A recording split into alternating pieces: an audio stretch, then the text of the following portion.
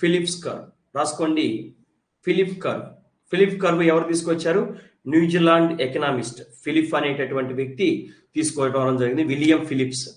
Okay, next రాసుకోండి Phillip curve చిన్న bracket లో రాసుకోండి.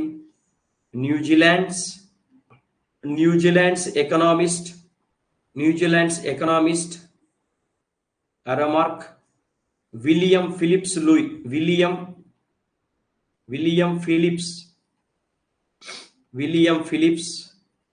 సో 1914 నుంచి 1975 దాకా బతికాడు. ఓకే, సో ఇక్కడ మన పాయింట్ అల్లా ఏంటంటే ఫిలిప్స్ కర్వ్ చిన్న, మన పాయింట్ అల్లా కూడా ఫిలిప్స్ కర్వ్. మన పాయింట్ అల్లా ఏంటి? Phillips curve. సరే, ఫిలిప్స్ కర్వ్ ఎలా ఉంటుందో చెప్తాను ఒకసారి చూడండి. ఫిలిప్స్ కర్వ్ అనేది చూసినట్లయితే ఒక సైడ్ ఫిలిప్స్ కర్వ్ లో ఎక్స్ యాక్సిస్ మీద అన్ఎంప్లాయ్మెంట్ తీసుకుంటాం. వై యాక్సిస్ మీద ఇన్ఫ్లేషన్ తీసుకుంటాం. వై యాక్సిస్ మీద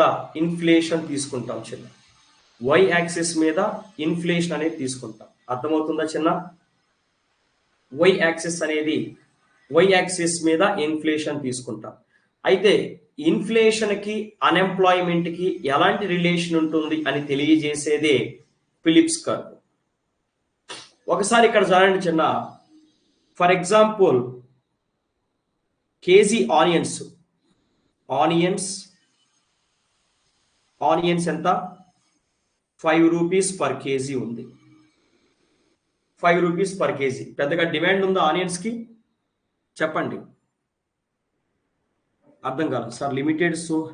limited source goods, example gold లాంటి వాటి విషయంలో మనీ సప్లై చిన్న గోల్డ్ ప్రైజెస్ వీటిని తగ్గించడం కోసం ఇన్ఫ్లేషన్ ఇండెక్స్డ్ బాండ్స్ అని, గోల్డ్ బాండ్స్ అని అలాంటివి ఉన్నాయి. సో నేను చెప్తాను నాగరాజ్, నేను చాలా ఉంటాయి మనకి, నేను చెప్తాను. ఇన్ఫ్లేషన్ ఇండెక్స్డ్ బాండ్స్ అనేటివి ఉంటాయి, అలాగే ఎస్పెషల్లీ గోల్డ్ బాండ్స్ ఉంటుంది, అలాగే గోల్డ్ మానిటైజేషన్ స్కీములు, ఇలాగా చాలా స్కీములు ఉంటాయి. ఓకేనా? సో అవన్నీ కూడా నేను చెప్తా, అప్పుడు మీకు ఈ గోల్డ్ కు సంబంధించి ఇవి కూడా మీకు క్లారిటీ వస్తుంది. ఓకేనా? సో అది విషయం, అవన్నీ చెప్తాను. But until please wait. Okay, so మీరు అన్నట్టు సార్ సిఆర్ఆర్, ఎస్ఎల్ఆర్ ఇలాంటి వాటిని పెంచి గోల్డ్ ప్రైజెస్ ని తగ్గించగలరా? అంటే కొంతవరకు తగ్గించగలం కూడా. నీ దగ్గర డబ్బు లేనప్పుడు, నీ దగ్గర పైసలు లేనప్పుడు, వినండి చిన్న చెప్తా. మన నాగరాజ్ అడిగారు కదా, దాని గురించి ఇక్కడే చెప్పేస్తాను, కొంచెం బ్రీఫ్ గా చెప్తా. నాగరాజ్, మీ దగ్గర పైసలు లేవు అంటే ఇప్పుడు నేను సిఆర్ఆర్ ఎస్ఎల్ఆర్ ని పెంచా. Just imagine guys, CRR SLR నేను పెంచాను. సిఆర్ఆర్ ఎస్ఎల్ఆర్ ని పెంచితే ఏమవుతుంది? బ్యాంకుల దగ్గర లోనబుల్ ఫండ్స్ తగ్గిపోతాయి. కాబట్టి ఇంట్రెస్ట్ రేట్ అనేటటువంటిది పెరుగుతుంది. ఇంట్రెస్ట్ రేట్ అనేది పెరిగింది కాబట్టి మనీ సప్లై తగ్గిపోతుంది. అంటే మీ దగ్గర మనీ లేదు. మీ దగ్గర మనీ లేనప్పుడు గోల్డ్ అనేది కొంటారా? మీ దగ్గర మనీ అనేది లేనప్పుడు గోల్డ్ అనేది కొంటారా? సో మీ దగ్గర మనీ లేనప్పుడు ఖచ్చితంగా మీరు గోల్డ్ అనేది కొనరు. కాబట్టి కోసంత డిమాండ్ తగ్గే అవకాశం ఉంది. సో డిమాండ్ తగ్గితే కోసంత ప్రైస్ తగ్గే అవకాశం కూడా ఉంటుంది. ఇలా కూడా మీరు చెప్పుకోవచ్చు. ఓకేనా? బట్ ఇంకా ఎగ్జాక్ట్ గా నాకు గోల్డ్ గురించి కావాలి సార్ అంటే సెబీ షేర్ మార్కెట్ చెప్పేటప్పుడు నేను మీకు గోల్డ్ బాండ్స్ గురించి చెప్తాను, అలాగే ఇంకా గోల్డ్ కు సంబంధించిన విషయాలన్నీ కూడా చెప్తా. Okay, so until please wait. Okay, సరే ఇప్పుడు రండి మన టాపిక్ లోకి రండి. రా చిన్న, మన టాపిక్ లోకి రండి. ఫర్ ఎగ్జాంపుల్ నేనేం చెప్తున్నానంటే ఆనియన్ ప్రైస్ ఎంత ఉంది? ఆనియన్ ప్రైస్ అనేది 5 కేజీలు ఉంది. ఆనియన్ ప్రైస్ అనేది ఎంత ఉంది చిన్న? ఆనియన్ ప్రైస్ అనేటటువంటిది 5 కేజీలు ఉంది. అంటే 5 రూపాయలు పర్ కేజీ. 5 రూపాయలు మంచి రేట్ అంటారు అది? ఆనియన్ 5 రూపాయలు ఉండడం అనేది మంచి రేటా? చెప్పండి. ఆనియన్ అనేది 5 రూపాయలు ఉండడం అనేది మంచి రేటా అంటే మంచిది కాదు. ఆనియన్ అనేది 5 రూపాయలు ఉన్నప్పుడు అది మంచిది కాదు చిన్న. మంచిది కాదా? మంచిది కాదు కదా. ఎస్. అయితే ఇక్కడ పాయింట్ ఏంటంటే మంచిది కాదు కదా. మీరే చెప్పండి చిన్న, 5 రూపాయలు అంటే అసలు డిమాండ్ ఉన్నట్టా? కాదు కదా. జస్ట్ ఇమేజిన్ 5 రూపాయలు, అవునా కాదు? 5 రూపాయలు అనుకోండి. ఇప్పుడు ఆనియన్ ప్రైస్ అనేటటువంటి 5 రూపాయలు ఉన్నప్పుడు ఇతనికి వచ్చే ప్రాఫిట్స్ ఎలాగుంటాయి? ఆనియన్ ప్రైస్ 5 రూపాయలు ఉన్నాయి కాబట్టి ఇతనికి వచ్చే ప్రాఫిట్స్, ఫార్మర్కి ప్రాఫిట్స్ ఆఫ్ ఫార్మర్ అంటే ఫార్మర్కి వచ్చేటటువంటి ప్రాఫిట్స్ ఎలాగుంటాయి చిన్న? ఫార్మర్కి వచ్చేటటువంటి ప్రాఫిట్స్ అనేవి చాలా తక్కువగా ఉంటాయి. కాబట్టి అతను ఎక్కువ మందిని ఎంప్లాయీస్ని పనిలో పెట్టుకుంటారా లేకపోతే తక్కువ మంది ఎంప్లాయీస్ని పనిలో పెట్టుకుంటాడా? ఎంప్లాయీస్ రిక్వైర్మెంట్ ఎలాగుంటుంది? ఎంప్లాయీస్ రిక్వైర్మెంట్ ఇప్పుడు ఎలాగుంటుంది? తక్కువగా ఉంటుంది, అవును కదా. అండ్ ప్రాఫిట్స్ కూడా తగ్గినప్పుడు ఇంకొక విషయం కూడా గుర్తుపెట్టుకోండి, కల్టివేషన్ కూడా తగ్గిస్తాడు. కల్టివేషన్ కూడా తగ్గిస్తాడు, అంతే కదా. ఆనియన్స్ యొక్క సాగును తగ్గించేస్తాడు. కాబట్టి ఎంప్లాయ్మెంట్ రిక్వైర్మెంట్ చూడండి, ఒకటే గుర్తుపెట్టుకోండి, 5 రూపాయలు ఉంది కేజీ. కేజీ 5 రూపాయలు అంటే దరిద్రమైనటువంటి ప్రైజు. కేజీ 5 రూపాయలు అంటే దరిద్రమైనటువంటి ప్రైజు, అవునా కాదా? కేజీ 5 రూపాయలు అంటే అతనికి వచ్చే ప్రాఫిట్స్ తగ్గిపోతాయి. కాబట్టి కల్టివేషన్ తగ్గిపోతుంది. కల్టివేషన్ తగ్గిపోతే లేబర్ రిక్వైర్మెంట్ ఏమవుతుంది? లేబర్ రిక్వైర్మెంట్ ఏమవుతుంది? తగ్గిపోతుంది. లేబర్ రిక్వైర్మెంట్ తగ్గిపోతుంది అంటే అన్ఎంప్లాయీస్ అనేవాళ్ళు ఎక్కువ మంది ఉంటారు. అన్ఎంప్లాయీస్ అనేటటువంటి వాళ్ళు ఎక్కువ మంది ఉంటారు. అంటే ఫర్ ఎగ్జాంపుల్ ఒక 3% ఉన్నారనుకోండి, 3% లో ఇతను ఒక్కడికే పని ఇవ్వగలడు. 3% ఉంటే అతను ఒకడికే పని ఇవ్వగలడు చిన్న. 3% ఉంటే ఒకడికే పని ఇవ్వగలడు. ఇప్పుడు అన్ఎంప్లాయీస్ ఎంతమంది? 3% ఒకరికే పని ఇవ్వగలరు. ఇద్దరు అన్ఎంప్లాయీ ఉంటారు, ఒకడు వచ్చి ఎంప్లాయీ ఉంటాడు, ఒకడు ఎంప్లాయీ ఉంటాడు, అంతే కదా. ఇది నేను చెప్పింది కరెక్టే అంటారా? ఇది నేను చెప్పింది కరెక్టేనా? సో ఆనియన్ ప్రైస్ అనేది 5 రూపాయలు ఉన్నప్పుడు ఏ గిట్టుబాటు కాదు. కాబట్టి ఫార్మర్కి వచ్చే ప్రాఫిట్ తగ్గుతుంది. కాబట్టి కల్టివేషన్ తగ్గుతుంది. కల్టివేషన్ తగ్గడం వల్ల లేబర్ రిక్వైర్మెంట్ తగ్గుతుంది. ఇప్పుడు ముగ్గురు అన్ఎంప్లాయీస్ ఉన్నారు. ఇప్పుడు ముగ్గురు ఉన్నారు. ముగ్గురు వ్యక్తుల్లో ఒకరికే పని దొరుకుతుంది కానీ మిగిలిన ఇద్దరికి పని దొరకదు. ఇప్పుడు ఇలా గ్రాఫ్ వేసుకుందాం మనం. ఇప్పుడు మనం ఇక్కడ గ్రాఫ్ వేసుకుందాం. ఇన్ఫ్లేషన్ తీసుకుందాం. 5 రూపీస్ ఫర్ కేజీ. కేజీ 5 రూపాయలు ఉన్నప్పుడు ఎంతమందికి ఎంప్లాయ్మెంట్ దొరికింది? కేజీ 5 రూపాయలు ఉన్నప్పుడు ఎంప్లాయ్మెంట్ ఎంతమందికి దొరికించినా ఒకడికి ఎంప్లాయ్మెంట్ దొరికింది. అలాగే ఎంతమంది అన్ఎంప్లాయీస్ ఉన్నారు? ఇద్దరు. సో ఇక్కడ వేసుకోండి, ఇక్కడ 1 అలాగే 2 అనుకోండి. సో ఇద్దరు అన్ఎంప్లాయీస్ ఉన్నారు. నౌ ఇప్పుడు ఏమైందంటే 1 కేజీ ఆనియన్స్ 100 రూపాయలు. నౌ 1 కేజీ ఆనియన్స్ 100 రూపాయలు. కాబట్టి ఫార్మర్ ప్రాఫిట్స్ ఏమవుతాయి అంటే పెరుగుతాయి. పెరగడం వల్ల కల్టివేషన్ అనేది పెరుగుతుంది. కల్టివేషన్ అనేటటువంటి పెరుగుతుంది. కల్టివేషన్ పెరిగినప్పుడు లేబర్ రిక్వైర్మెంట్ పెరుగుతుంది. సో లేబర్ రిక్వైర్మెంట్ అనేది పెరుగుతుంది. ఇప్పుడు ఏమవుతుంది? ఇప్పుడు ఈ ఎగ్జాంపుల్ అప్పుడు ముగ్గురు ఉన్నారు. సో ముగ్గురులో ఇద్దరు ఎంప్లాయీస్ ఉంటారు, ఒకడు అన్ఎంప్లాయీ ఉంటాడు అనుకుందాం, అంతేనా? ఒకడు అన్ఎంప్లాయిడ్ ఉంటాడు, అంతే కదా చిన్న. ముగ్గురు ఉన్నారు, ముగ్గురులో ఇద్దరు ఖచ్చితంగా పని ఇస్తారు, ఒకటికి పని ఉండదు అనుకోండి, అంతేనా? ఒకటికి పని ఉండదు అని అనుకోండి. ఇప్పుడు గ్రాఫ్ మీద రిప్రజెంటేషన్ చేయండి. ఇప్పుడు కేజీ ఆనియన్స్ ఎంత? 100 రూపాయలు, రూపీస్ 100 ఫర్ కేజీ. ఇప్పుడు ఏమైంది? 100 రూపాయలు ఉన్నప్పుడు అన్ఎంప్లాయ్మెంట్ ఏమైంది? 1 అయింది. అన్ఎంప్లాయ్మెంట్ ఉన్నప్పుడు 1 అయింది. సో ఇప్పుడు కలపండి, ఇదే ఫిలిప్స్ కర్వ్. యో హనీ సింగర్ అంతే. హనీ సింగర్ అంతే. సో దీన్ని బట్టి మీకు ఏమర్థమైంది?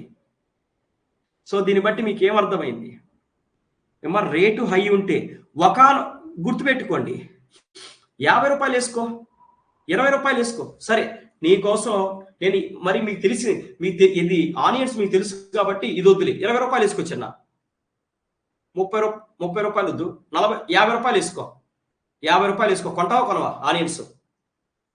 50 రూపాయలు వేసుకోమ్మా. ఆనియన్స్ కొంటావా కొనవా? 50 రూపాయలు ఉంటే కొంటావా కొనవా? 50 రూపాయలు ఉంటే కొంటావా కొనవా? ఖచ్చితంగా కొంటావు, ఎందుకంటే ఆనియన్స్ మనకి ఇంపార్టెంట్ కాబట్టి. సరే 100 అంటే మీకు ఎక్కువ అనిపించిందేమో కానీ 50 వేసుకో, కొనవా? 50 ఉంటే కొనరా మీరు? ఖచ్చితంగా కొంటారు. అది దట్స్ ఇట్. సో దీన్ని బట్టి మీకు ఏమర్థమైందంటే, ఒకటి గుర్తుపెట్టుకోండి, ఇన్ఫ్లేషన్ పెరిగితే, సో ఇన్ఫ్లేషన్ అనేది పెరిగితే అన్ఎంప్లాయ్మెంట్ ఏమవుతుంది? అన్ఎంప్లాయ్మెంట్ తగ్గుతుంది. అంతే కదా? ఇన్ఫ్లేషన్ అనేది పెరిగితే అన్ఎంప్లాయ్మెంట్ తగ్గుతుందా లేదా చెప్పండి. సో ఒకటి రాసుకోండి, ఫిలిప్స్ కర్వ్ ఏం చెప్తుందో రాసుకోండి. ఇదేం వద్దు కానీ తీసేయండి. ఫిలిప్స్ ఏం చెప్తున్నాడో రాసుకోండి. ఫిలిప్స్ ఏం చెప్తున్నాడో రాసుకోండి, చెప్తా. ఆయన ఏం చెప్తుందంటే more inflation is equal to more jobs. More deflation is equal to, అంటే ధరలు పడిపోయినాయి. 5 రూపాయలు కాదు, ఇప్పుడు రూపాయి ఉంది. 5 రూపాయలు కాదనుకో, ఇప్పుడు ఆనియన్ ప్రైస్ ఏమైంది? రూపాయి అయింది. అసలు కల్టివేషనే చేయడు, అసలు లేబరే అవసరం లేదు, అందరిని తీసి పడేస్తాడు. కాబట్టి సో మోర్ డిఫ్లేషన్ ఉంటే లెస్ జాబ్స్ రాసుకోండి, లెస్ జాబ్స్. ఇది అర్థమైందా?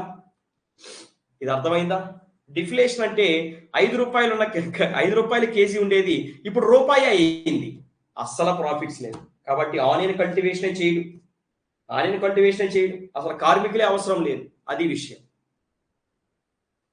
ఇది మీకు అర్థమైందా? అయితే ఇక్కడ ఒక పాయింట్ రాసుకోండి, note valid up to a limit only. రాసుకోండి. Valid up to a limit only అన్నారు. అంటే దాని అర్థం ఏంటంటే, ఇప్పుడు ఒక కేజీ ఆనియన్స్ 500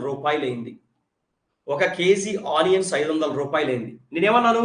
ప్రైస్ పెరిగితే, అదే ఇన్ఫ్లేషన్ పెరిగితే జాబ్స్ పెరుగుతాయి అన్నాను కదా. ఓకే, ఇది కరెక్టే. ఇన్ఫ్లేషన్ పెరిగితే జాబ్స్ పెరుగుతాయి, ఓకే. కానీ అది సర్టైన్ లిమిట్ వరకే. లిమిట్ దాటిందా డేంజర్. అంటే ఇప్పుడు 50 రూపాయలు ఉండాల్సి ఉన్నకి 5 రూపాయలు ఉన్నది 50 రూపాయలు అయింది అనుకో, ఓకే, జాబ్స్ పెరుగుతాయి.